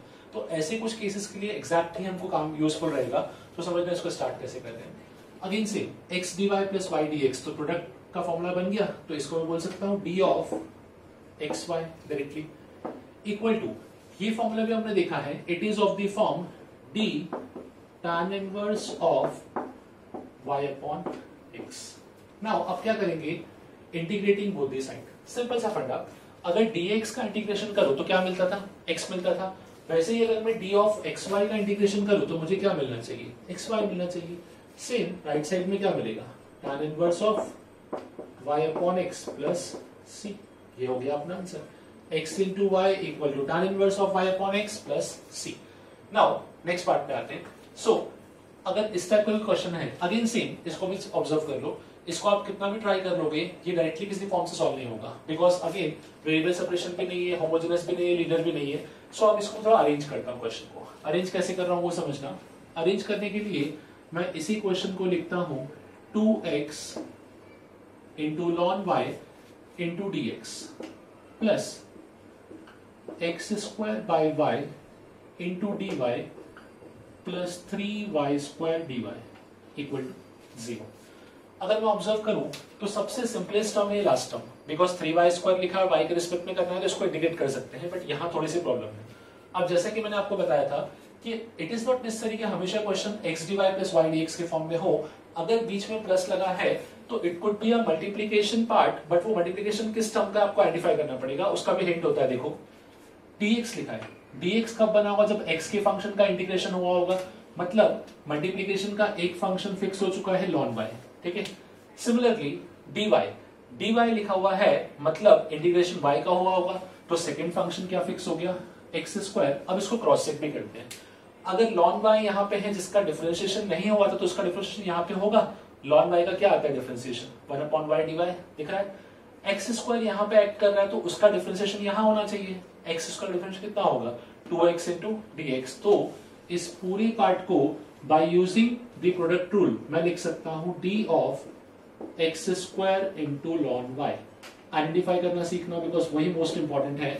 मैंने step by step technique use किया, बिकॉज यहाँ पे dx था, तो dx अगर है मतलब x का डिफरेंशिएशन हुआ था, मतलब लॉन y पे कोई इंपैक्ट नहीं था। प्रोडक्ट रूल भी यही करता था, first function into differentiation of second. First को तो कुछ करते नहीं थे हम लोग, तो मैंने वही किया, ये मेरा फर्स्ट फंक्शन। एंड सेकंड में क्योंकि dy का डिफरेंशिएशन हुआ था, मतलब y का डिफरेंशिएशन हुआ है, तो x square as it is. Cross check भी किया कि x स्क्वायर का डिफरेंशिएशन कितना होगा, 2x, वो यहाँ पे लिखा है। ln y का डिफरेंशिएशन इज 1 अपॉन y, वो यहाँ पे लिखा हुआ है, मतलब अपना एक्सप्रेशन करेक्ट है। सो ये पूरे पार्ट का आंसर क्या आ गया, d of x square ln y plus 3y square dy equal to 0। Directly integrate कर देता हूं। Again d of x square ln y का इंटीग्रेशन कितना हो जाएगा, x square into ln y plus 3y square dy। तो इसका integration हम लिखेंगे 3y क्यूब बाई 3, मतलब 3 से 3 तो कैंसिल हो गया, इक्वल्स टू कांस्टेंट। ये आ गया अपना आंसर। सो हमने किस तरीके से एग्जैक्ट डिफरेंशियल को यूज किया वो समझना। अगेन प्लस था तो मल्टीप्लिकेशन का पॉसिबिलिटी था, अगर गलती से नेगेटिव होता तो मैं क्या सोचता, डिवीजन की प्रॉपर्टी सोचता बेसिकली। ओके, डिफरेंशियल इक्वेशन की हेल्प से हम लोग एक और इंपॉर्टेंट चीज को सॉल्व कर सकते हैं, which is orthogonal trajectory. Now what do you mean by orthogonal trajectory, समझना। मैथमेटिकली ऑर्थोगोनल इस वर्ड का मीनिंग होता है परपेंडिकुलर। ट्रेजेक्टरी मतलब कोई पाथ डिस्क्राइब करता है, तो इसका मतलब ये हुआ कि सपोज करो आपको एक फैमिली ऑफ कर्व दिया था, ठीक है। उस फैमिली ऑफ कर्व के परपेंडिकुलर कौन सी फैमिली है वो आपको डिफाइन करना है। जैसे फॉर एग्जांपल एक सिंपल सा केस देता हूं, मुझे बताओ ओरिजिन से पास करती हुई कितनी लाइंस पॉसिबल है। सो इनफाइनाइट लाइंस पॉसिबल है। नाउ ये सब हो गया family of lines which passes through origin. अब ऐसा कोई कर्व जो इन सब के परपेंडिकुलर हो, ठीक है, तो ऐसा कर्व पता है क्या होगा, ऐसा कर्व होगा a circle with centre at origin. क्यों, हमने पढ़ रखा है कि जब भी कोई लाइन सर्कल के सेंटर से पास करती है तो वो सर्कल को हमेशा क्या होती है, परपेंडिकुलर। तो मैंने क्वेश्चन में क्या बोला था आपसे कि जो जितनी भी लाइंस हैं वो सारी कहां से पास करती हैं, ओरिजिन से। तो जितने भी सर्कल होंगे विद सेंटर एट ओरिजिन वो सब इसके लिए क्या बन गए, ऑर्थोगोनल ट्रेजेक्टरी। और ऐसा एक नहीं, ऐसे इनफाइनाइट सर्कल होंगे। तो उन सब केसेस को सॉल्व करने के लिए हम थोड़ा सा यहाँ पे यूज करते हैं डिफरेंशियल इक्वेशन। समझना किसी भी family corresponding orthogonal trajectory solve कैसे करना होता है। सबसे पहला स्टेप तो क्या होगा कि आपको निकालना है फैमिली का इक्वेशन, ठीक है, जो हम लोग ऐसे लिखते थे f of x, y, c equal to 0। मतलब आपको निकालना पड़ेगा कि किस फैमिली का आपको ऑर्थोगोनल ट्रेजेक्टरी निकालना है, पहले उस फैमिली का इक्वेशन निकालो। जैसे मैंने आपको क्या बोला, डिफरेंशियल इक्वेशन ऑफ ऑर्थोगोनल, क्या orthogonal trajectory corresponding to all the lines which passes through origin. तो पहले मुझे क्या चाहिए, ओरिजिन से पास करने वाले सभी लाइंस का इक्वेशन, ठीक है। सो वो फर्स्ट अपना स्टेप हो गया। सेकेंड स्टेप में हम लोग क्या करेंगे, इसके करस्पॉन्डिंग का डिफरेंशियल इक्वेशन फाइंड आउट करेंगे, ठीक है। Differential equation corresponding to the above family. Third step में जो डिफरेंशियल इक्वेशन बना है उसके अंदर जहां पे dy बाई dx है उसको रिप्लेस करेंगे माइनस dx बाई dy से। नो ये कॉन्सेप्ट क्या है ये समझना। हम लोगों ने स्ट्रेट लाइन में देखा था कि जब दो लाइंस आपस में परपेंडिकुलर होती हैं तो उन दोनों के स्लोप का प्रोडक्ट क्या होता है, -1। सो हुआ क्या, dy बाई dx एक स्लोप को रिप्रेजेंट करता है। नाउ जब हमने इसका डिफरेंशियल इक्वेशन निकाला तो उसमें dy बाई dx होगा। जब मैं उस dy बाई dx को माइनस dx बाई dy से रिप्लेस कर रहा हूं तो कहने का मतलब ये हुआ कि मैंने स्लोप को -1 बाई m से रिप्लेस कर दिया। सो अब जो मुझे अगला इक्वेशन मिलेगा उसमें परपेंडिकुलर कंडीशन आ चुकी है।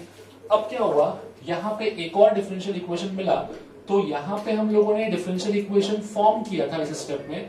अब जो इक्वेशन बना है अब मैं उस डिफरेंशियल इक्वेशन को सॉल्व करूंगा और वही मेरा क्या बनेगा, orthogonal trajectory. So basically logic ये हुआ कि हम लोगों ने थोड़ा सा ज्योमेट्री और डिफरेंशियल इक्वेशन को यूज करते हुए इसको सॉल्व किया। जो एग्जांपल मैंने आपको ओरली डिस्क्राइब किया था स्ट्रेट लाइन वाला, मैं उसी को लेके एक बार चेक भी कर रहा हूं कि उससे आंसर क्या आता है और कैसे आएगा। एग्जांपल कुछ ऐसा था, orthogonal trajectory corresponding to the lines which passes through origin. Now origin से पास करने वाली लाइन का इक्वेशन क्या होगा, तो अगर कोई भी लाइन ओरिजिन से पास करेगी तो क्या आई कैन सी उसका इक्वेशन होगा y is equal to mx, where obviously m is my arbitrary constant. कितने आर्बिट्ररी कांस्टेंट है, एक, तो एक बार ही डिफरेंशिएशन होगा। डिफरेंशिएटिंग बोथ दी साइड्स तो मुझे क्या मिलेगा, dy by dx is equal to m। Now मुझे इन दोनों का यूज करके आर्बिट्ररी कांस्टेंट को एलिमिनेट करना है, तो सिंपल सा m का वैल्यू क्या लिख दूंगा, y by x। So dy by dx equal to y by x। ये आ गया मेरा इसके करस्पॉन्डिंग का differential equation. Next step was differential equation में जहां भी dy बाई dx है उसको किससे रिप्लेस कर देंगे, माइनस dx बाई dy। तो अब जो मुझे न्यू इक्वेशन मिलेगा वो कुछ ऐसा मिला, minus dx by dy is equal to y upon x। अब मुझे इस डिफरेंशियल इक्वेशन को सॉल्व करना है। सॉल्व कैसे करेंगे, तो इसको मैं लिखूंगा माइनस x dx, सेपरेट कर लूं, वेरिएबल सेपरेशन पॉसिबल है यहाँ पे, equal to y dy। Integrating both the sides तो यहाँ पे आ जाएगा minus X square by two equal to Y square by two plus C. इसी को अगर थोड़ा रीअरेंज कर लो तो कुछ ऐसा बनेगा, x square plus Y square equal to 2c। Don't go with the sign because c positive और नेगेटिव फर्क नहीं पड़ता। ये इक्वेशन किसको रिप्रेजेंट कर रहा है, तो this equation represents the family of circle जिसका सेंटर क्या हो गया, ओरिजिन, और रेडियस कोई तो नंबर होगा अपने पास, ऑब्वियसली सी का नेगेटिव, सी पॉजिटिव हो जाएगा। सो इसी तरीके से हमने क्या किया, जो भी गिवन लाइन था, जो भी गिवन सिस्टम था, उसके करस्पॉन्डिंग हमने क्या निकाला, orthogonal trajectory. So remember this step. कभी भी अगर आपको ये बोला गया कि ऑर्थोगोनल ट्रेजेक्ट्री का इक्वेशन निकालो corresponding to the given family, तो आपको ये स्टेप्स को फॉलो करना है। मैं एक बार रिकॉल कराता हूं। सबसे पहले जो भी फैमिली दिया है उसका इक्वेशन निकालो। सेकेंडली उस फैमिली के करस्पॉन्डिंग उसका डिफरेंशियल इक्वेशन फाइंड आउट करो। नेक्स्ट इज उस डिफरेंशियल इक्वेशन के अंदर dy बाई dx को माइनस dx बाई dy से रिप्लेस करो and then again differential equation को सॉल्व करो to get the equation of orthogonal trajectory. So that was all about differential equation. ये सब कॉन्सेप्ट हमको यूज करना होते हैं। नाउ छोटा सा एक फ्लो याद रखना बस खाली, जब भी डिफरेंशियल इक्वेशन का क्वेश्चन देखो तो सबसे पहले क्वेश्चन को आइडेंटिफाई करने का ट्राई कर लो कि वो क्वेश्चन चारों पार्ट में से किस पार्ट को बिलोंग करता है। चारों पार्ट मतलब क्या हुआ, first part is variable separation जिसके चांसेस बहुत कम है बिकॉज डायरेक्टली सेपरेट हो जाएगा, ऐसे क्वेश्चन बहुत रेयरली मिलते हैं हमको। Second is homogeneous, third is linear and fourth is exact. Exact के क्वेश्चन लिमिटेड रहेंगे बट हाँ अच्छा क्वेश्चन अगर बनेगा तो एग्जैक्ट का ही बनता है, तो बी केयरफुल। और इन सब के सेकेंडरी फॉर्म्स को भी ध्यान रखो। Okay, thank you.